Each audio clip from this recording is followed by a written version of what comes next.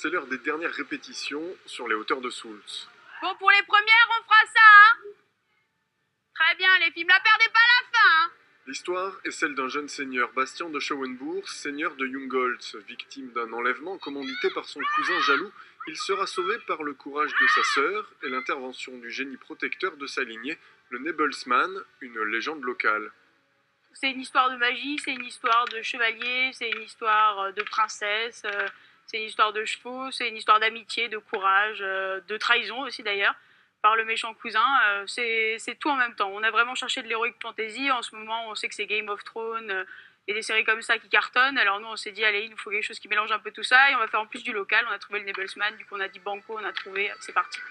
Sur la piste, les jeunes professionnels formés par l'école de voltige du Moulin de la Licorne donnent la pleine mesure de leur talent. Mais à leur côté, la jeune génération des élèves de ce centre équestre spécialisé dans la voltige tient aussi sa place pour conter cette légende médiévale. En tout, 25 figurants et une quinzaine de chevaux. Cette année, ils poussaient vraiment au portillon, du coup il a fallu vraiment faire quelque chose avec eux. Ils en avaient envie, ils avaient les moyens de le faire, du coup on n'a pas réfléchi longtemps et on les a très vite intégrés. Donc ils sont un peu tout jeunes, tout fous, donc il faut réussir un peu à canaliser, mais ils ont un vrai potentiel qu'on arrive à faire sortir super bien, donc on est super contents de ce qu'ils ont fait. Les représentations démarrent demain soir et se poursuivent les 9, 14, 15 et 16 août au Moulin de la Licorne à Jungholz.